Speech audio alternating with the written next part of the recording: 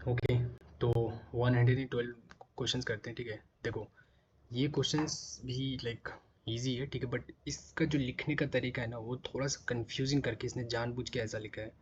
ठीक है, लेकिन हमें यहाँ पे फंसना नहीं, हम यहाँ पे पहली बार सीख रहे हैं। ठीक है, जब हम एक बार सीख लेंगे इसको, दो बार रिवाइज कर लेंगे, तो जब एग्ज़ाम में हम तीसरी बार निकालेंगे तो हमें पकड़ में आ जाएगा। तो देखो क्या बोल रहा है, 0.5 gram of an organic compound x with 60% carbon will produce, यहाँ पे हमारा स्पेस है, मतलब यहाँ पे कुछ डालेंगे, इंटीजर वाला ऑप्शन है, ये क्वेश्चन है, इतना gram of carbon dioxide in complete combustion. क्या बोला इसने, देखो आप समझाता हूँ। इसने बोला कि कोई एक ऑर्गेनिक कंपाउंड है, मान के चलो ये एक्स हमारा एक ऑर्गेनिक कंपाउंड है। ठीक है, ये एक ऑर्गेनिक कंपाउंड है। अब एक्स हमारा कुछ भी हो सकता है, ऑर्गेनिक कंपाउंड का मतलब कि मान के चलो C2H3 ऐसा बन गया। ठीक है, CH3, कुछ कुछ मतलब कार्बन हाइड्रोजन ऑक्सीजन, ये सब ब्ला ब्ला चीज़ें मिल करके बना है। तो वो ऑर्गेनिक कंपाउंड का गिवन वेट कितना है, इतना 0.5 ग्राम इसने दे रखा है ना। देखो 0.5 gram of organic compound x. अब एक्स जो है वो, एक्स जो है वो कंपाउंड है, मुझे पता नहीं है।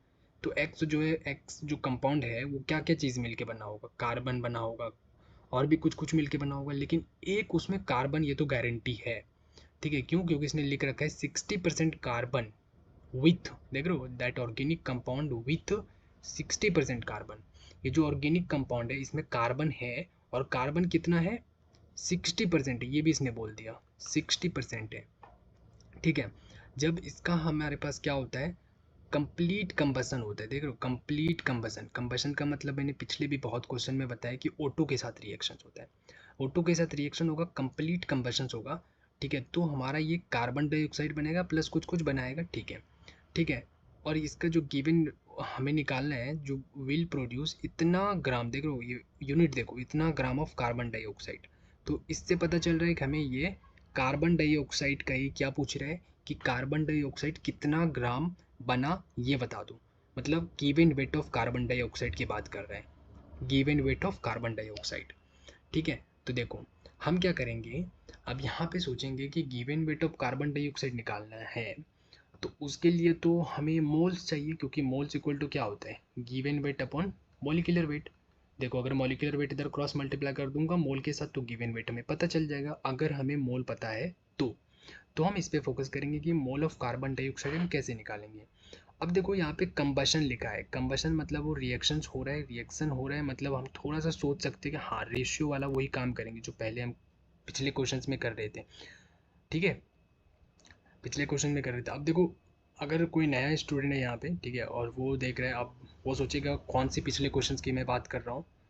तो मैं किसी एक क्वेश्चंस की बात नहीं कर रहा हूँ, बल्कि ये पूरा जो प्लेलिस्ट है पूरा शुरू से देखना है, तब जा कर के ये चीज़ें, मतलब लाइक एक एक चीज़ समझ में आएगा। ठीक है, क्योंकि मैं पूरा एक वीडियो जो है ये टॉपिक वाइज है, तो एक दूसरे से क्या है, रिलेटेड है कॉन्सेप्ट। ठीक है, तो मैं फिर से यहाँ पे बार बार रिपीट नहीं करूँगा, क्योंकि हमने पहले जो वीडियोस हमने अपलोड किया है वो सारे अगर सिक्वेंशली देखते जा रहे हो, ठीक है, first video then second then third then fourth, इस तरीके से पूरा देखते आ रहे हो, तो हर एक चीज़ समझ में आएगा मैं किस पिछले वीडियो की बात कर रहा हूँ यहाँ पे। ठीक है, अभी समझ में नहीं आएगा, तो मैं बात कर रहा हूँ शुरू से, अगर देखते आ रहे हो तो ये समझ में आ जाएगा कि हम रिएक्शन लेके उसका रेशियो वाला क्या फंडा होता है, ये ट्रिक है। ठीक है, ये कोई किताब वाला चीज़ नहीं है, ये हम लोग अपने से माइंड में फिट कर लिया है कि हमें रिएक्शन रेशियो करना है, बला बला चीज़ें। ठीक है, यस। तो उससे पहले हमें एक तो डाटा पता होना चाहिए, तभी तो हम कंपेयर करेंगे ना। यस, तो देखो डाटा वैसे हमें दिया दे रखा है, गिवन वेट ऑफ 0.5 ग्राम, वो कंपाउंड है, उस कंपाउंड में जो कार्बन है वो 60% है।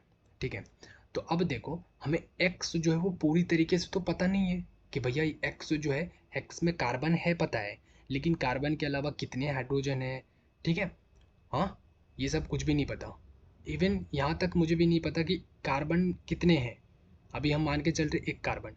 ठीक है, तो देखो हम क्या करेंगे, इसने बोला 60% ऑफ कार्बन, हम क्या बोलते हैं, एक कार्बन हम लेते हैं। ठीक है, एक कार्बन, तो मास ऑफ कार्बन हम निकालेंगे इन इतना ग्राम ऑफ कंपाउंड इज 60%। इसने खुद ही बोला है ना कि जो 60% कार्बन है इतना ग्राम कंपाउंड में, तो हम निकालेंगे कि इतना ग्राम का 60% क्या होता है।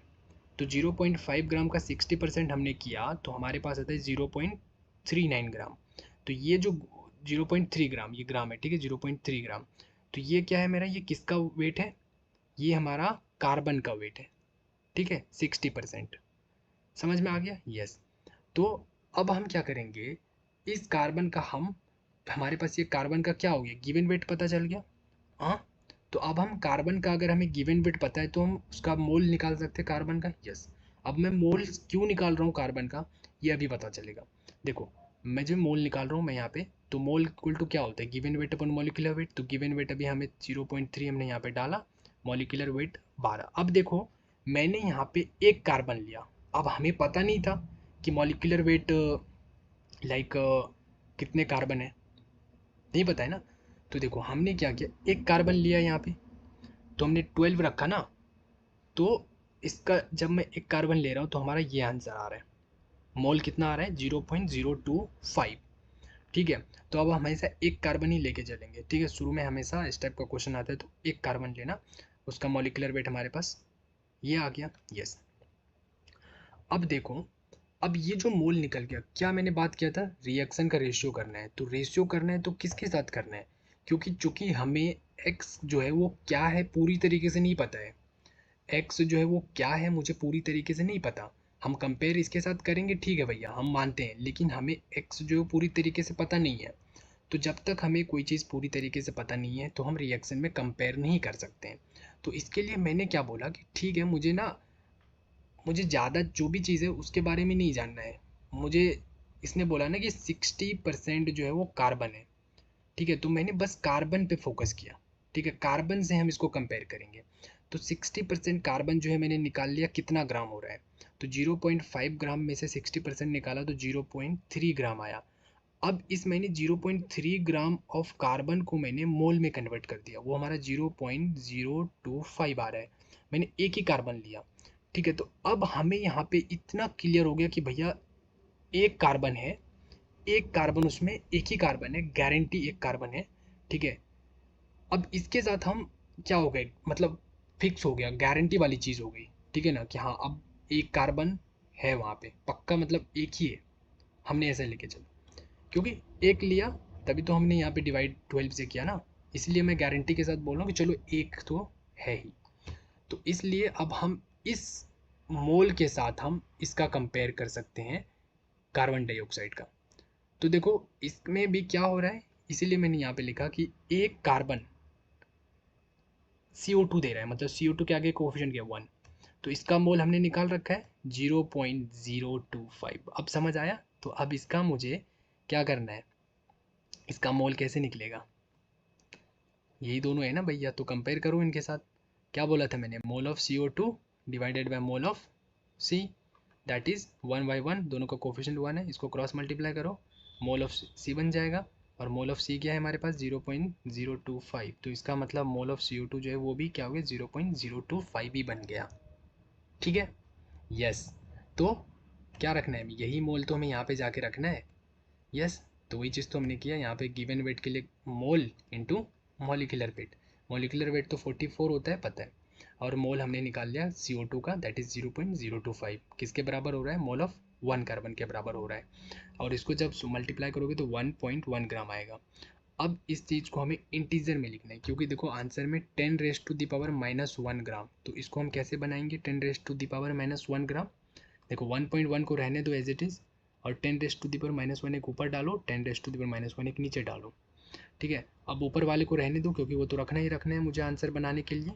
अब इसको हम ऊपर करेंगे तो 1.1 मल्टीप्लाई 10⁻⁻1 ऊपर जाएगा तो 10⁻+1, मतलब ये 10 बन गया, इंटू 10⁻⁻1, ये तो ऐसे ही रहने दो। इसको सॉल्व करो तो क्या बन रहा है, इसको 1.1 इंटू 10 दैट इज 11 इंटू 10⁻⁻1। तो 11 इज़ द करेक्ट आंसर, क्योंकि ये इंटीजर आ गया, ठीक है, ये अभी डेसिमल में था, अब ये हमारा इंटीजर में आ गया। सो 11 हमें पुट कर देना है, that is the correct answer year. समझ में आया? सो कंबसन इज यहाँ पे 11 आ जाएगा हमारा, ठीक है। चलो, तो ये समझ में आ गया ना, बहुत अच्छे से, राइट। तो फिर हम नेक्स्ट क्वेश्चन करते हैं, और मैं बार बार बोलता हूँ रिवीजन करते जाओ, रिवाइज करने का टाइम फिक्स करो, ठीक है, ऐसे नहीं कि मतलब मैं कभी भी कर लूँगा, नहीं, रोज़ आधा घंटा या लाइक 45 मिनट्स, ठीक है। रिवीजन में सिर्फ टाइम दो, ज़्यादा नया चीज़ सीखने की कोशिश मत करो। जो भी कर लिया है उसको रिवाइज करते जाओ, ठीक है। 30 मिनट्स टाइम तो 30 मिनट्स ही दो, या 1 घंटे दे दो टाइम है तो, ठीक है। और उसके बाद, ठीक है, या फिर उससे पहले जो भी कर रहे हो, नया क्वेश्चंस कर रहे हो नहीं कर रहे हो और चीज़ पढ़ रहे हो, ठीक है, लेकिन रोज़ का रोज़ थोड़ा थोड़ा टाइम डेफिनेटली देना है पीछे जो भी हमने पढ़ा, ठीक है। चाहे हमने 2 ही क्वेश्चंस करे उसको रिवाइज करो, ठीक है ना। चलो, तो फिर हम नेक्स्ट क्वेश्चंस करते हैं, इसको स्टॉप करते हैं यहाँ पे।